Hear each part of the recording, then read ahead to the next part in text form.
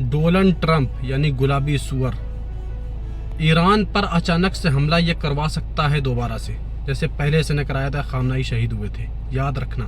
Middle east में 82,000 करोड़ के हथियार इसने प्रोवाइड करा दिए हैं। जहाँ पे इसके बेस हैं वहाँ पर IRGC के कमांडर ने ऐलान किया है और बोला है पत्रकार के सामने। जब पत्रकार ने सवाल किया IRGC के जो कमांडर हैं कि अगर अब हमला होता है ईरान के ऊपर तो आपकी क्या राय है, तो उन्होंने सीधा और साफ जवाब दिया कि अब अगर मेरा कोई भी लीडर मारा जाता है या ईरान के ऊपर कोई भी हमला होता है तो हमें इतना कैपेबल हो चुके हैं, हमें अकल आ चुकी है किस तरह से जंग लड़ी जाती है। हमने नए हथियार डेवलप कर लिए हैं और अभी पुराने हथियार से ही हम जंग लड़ते रहे। अब न्यू जनरेशन के हथियार हम निकालेंगे और तबाही मचाएंगे मिडिल ईस्ट में। जहाँ जहाँ पहले हमने नुकसान नहीं किए थे वहाँ वहाँ करेंगे। सुनिए इनका बयान IRGC के कमांडर का। امیر ایرانی فرمانده نیروی دریایی از یک سلاح جدید گفتن که به زودی رونمایی میشه. اگر میتونید خبر خوبی هستن. خب به هر حال ما گزینه‌های متعددی داریم. گزینه‌هایی هست که به بحث خودش اجازه بفرمایید حتما برای ملت توضیح خواهیم داد. برای مسائل امنیتی باید اینا حفظ بشه فعلا. و پیامتون به مردم چیه در ادامه تجمعات تا پیروزی نهایی. به خاطر تاثیرات بسیار زیادی که این تجمعات داشته از مردم تقاضا میکنیم ان شاءالله تا پایان کار باشند و ما هم قول میدیم تا پایان کار پای کار مردم خواهیم بود. ممنونم. لطفاً. आप सभी को पता है होर्मुज में दबदबा पूरी तरह से ईरान बना चुका है।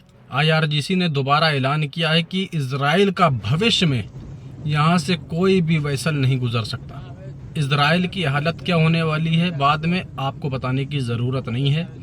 होर्मुज पूरी तरह से इजराइल के लिए बंद कर दिया गया है और बोला है कोई भी जहाज़ अगर मेरी बिना परमिशन के यहाँ से निकलता है बिना पे किए जो उसका चार्ज है तो वो सलामत नहीं रहेगा, एक्शन लिया जाएगा उसी टाइम।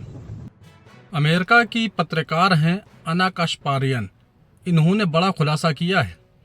बोला है जब जंग चल रही थी मिडिल ईस्ट में अमेरिका की और ईरान की इजराइल की, उस वक्त डोनाल्ड ट्रंप ने सैटेलाइट कंपनियों से बोला था जो ये नुकसान हो रहा है ना मेरा, इसको छुपाओ, इसको शो मत करो वरना मेरी दुनिया में कोई इज्जत नहीं बचेगी, कोई मेरे ऊपर एतमाद नहीं करेगा। ये हम नहीं कह रहे हैं, ये अमेरिका की पत्रकार खुद कह रही है। इसने बड़ा ऐलान किया है, सुनिए इनको। But the administration has even requested that private satellite companies refrain from imaging the US bases that have been destroyed. And that was confirmed by a satellite company called Planet Labs. Now, a Pentagon official also stated the following: "We do not discuss battle damage assessments for operation security reasons. Our forces remain fully operational and we continue to execute our mission with the same readiness and combat effectiveness." Well, if what we've seen with Iran so far has been the Pentagon's idea.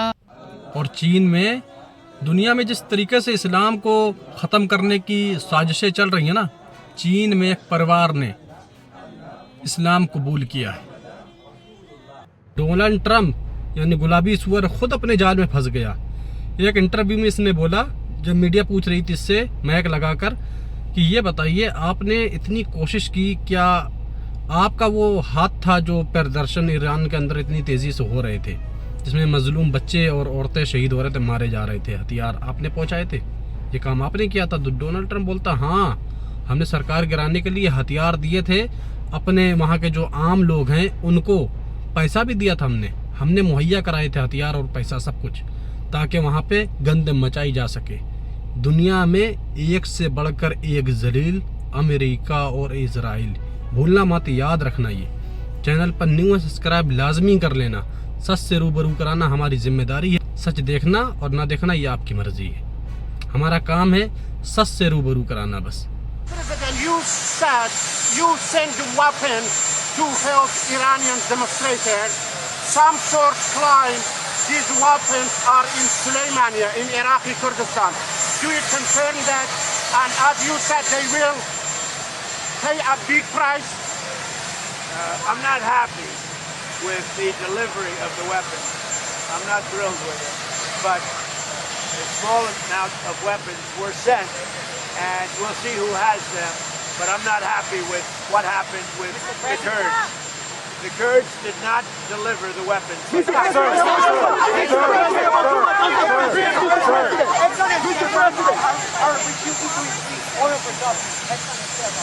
आपका Dubai वो काम कर रहा है जो अरब के कोई मुल्क कर ही नहीं सकते, ना कर रहे हैं।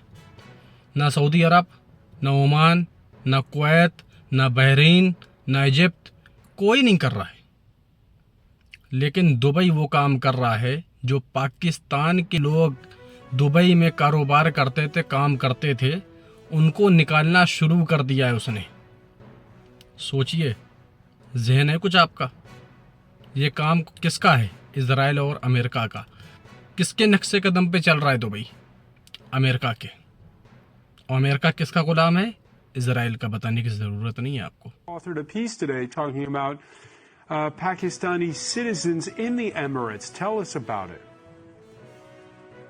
Yeah, so we read about the loan repayment, but the UAE, perhaps as a punitive measure, and perhaps to hurt Pakistan in some way, has been deporting Pakistani Shia residents, including those who call the UAE home for the last over 2 decades, and a lot of migrant workers, and they've been arbitrarily detaining them, deporting them.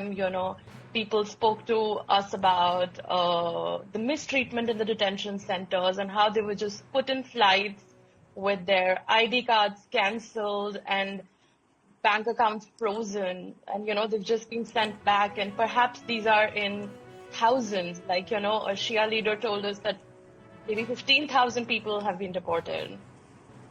15,000 people, and so what does that tell you? Is it squarely about the Iran war? What's it about? India की report आपको बता रहा हूँ। सोचेंगे इसमें middle east से बीच में कहाँ से इंडिया आ गया। भाई हम ऐसे ही हैं, जो खबर आती है वो आपको बताना ज़रूरी होता, अहम होता है। सिद्धार्थ नगर में हेलीकॉप्टर से रेस्क्यू करते हुए पानी की टंकी से 2 लोगों को निकाला है इंडिया की वायु सेना ने। दरअसल हुआ क्या था, सीढ़ी टूट गई थी जिसकी वजह से वो नीचे नहीं आ सकते थे। तो ऊपर से हेलीकॉप्टर पहुंचा है आर्मी का, वहां से उसने उनको रेस्क्यू किया है। देखिए मंजर।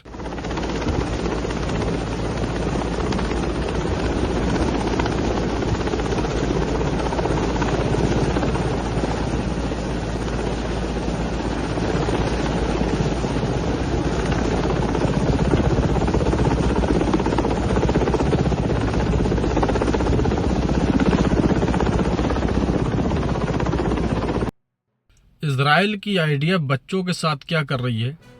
ज्यूस दुनिया में बदनाम है। हालांकि ईरान की अपडेट अगर कल आपने नहीं देखी, वहाँ भी ज्यूस थे, यहूदी जो थे, उन लोगों ने मोर्चा निकाला था, खामनाई का साथ दिया था, समर्थन किया था। देखिए हरकत क्या कर रहे हैं आईडीएफ के फिलिस्तीनी बच्चों के साथ।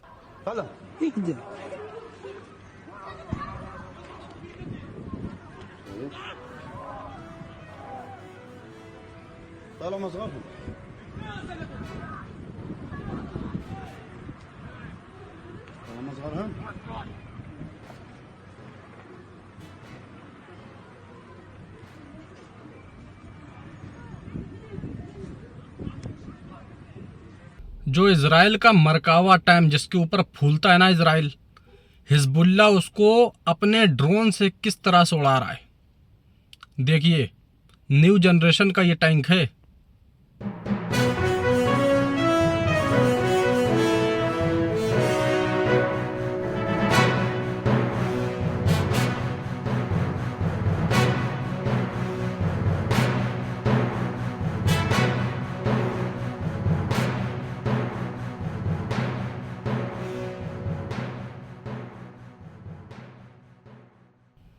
स्पेन के जो प्रधानमंत्री हैं पेड्रो, इन्होंने ऐलान किया है, बोला है नेतन्याहू तुम कान खोलकर सुन लो, मैं तुम्हारी जाल में फंसने वाला नहीं। मैं स्पेन का प्रधानमंत्री हूं और मेरी जिम्मेदारी है सच और झूठ न्याय और अन्याय बाखूबी हम जानते हैं। फिलिस्तीन के बच्चों को जो तुम कैद कर रहे हो ना, इनको इज्जत से इसी वक्त रिहा कर दो। मेरी जिम्मेदारी है इन बच्चों को बचाना, इनका भविष्य बचाना। सुनिए इनका ऐलान। Y ahora que hemos visto que las autoridades israelíes del gobierno de Netanyahu han secuestrado a varios ciudadanos que estaban en la flotilla desplegándose hacia Palestina para llevar ayuda humanitaria y seguir recordándole al mundo que hay gente que sufre en Gaza, en Cisjordania, en toda Palestina. Ahora que Netanyahu ha hecho eso, secuestrar a ciudadanos extranjeros, uno de ellos español, y llevarlo a Israel, yo le digo varias cosas al primer ministro Netanyahu. La primera es que España siempre va a proteger a sus ciudadanos.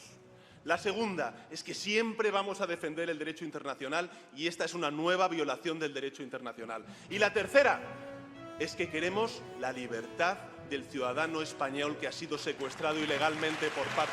Donald Trump ने चीन को धमकी दी थी कि Iran से जो तेल खरीद रहे हो ना, इसको फौरन बंद कर दो। 10 मिनट के अंदर चाइना के इन्वाय का बयान आता है, 10 मिनट के अंदर। इधर कान खोलकर सुन लो ट्रंप, मैं तुम्हारी पाबंदियां ईरान के ऊपर जो लगी हुई हैं उनको मैं नहीं मानता। जो मेरा चल रहा है ईरान से लेन देन, वो मेरा चलता रहेगा और मेरे ऊपर तुम्हारा कोई हक नहीं है कि हम किससे कारोबार करें किससे ना करें। क्या धोया है भाई, सुनिए इनका बयान। 第二个问题，刚才我已经介绍了中方的有关立场。关于你提到的第三个问题，中国在军品出口方面一贯采取慎重、负责任态度，根据本国出口管制法律法规及承担的国际义务，实施严格管控。我们反对无根据的抹黑或恶意关联。 एक वीडियो मेरे पास अफगानिस्तान से आया है जिसमें बड़ा भाई छोटी बहन को और छोटे भाई को लेकर गधे के ऊपर बैठाकर स्कूल छोड़ने जा रहा था। वो नंगे पैर, सशक्ति हुई धूप में नंगे पैर उनको छोड़ने जा रहा था। खुद पैदल चल रहा था, उनको उसके ऊपर बैठाल के छोड़ने जा रहा था।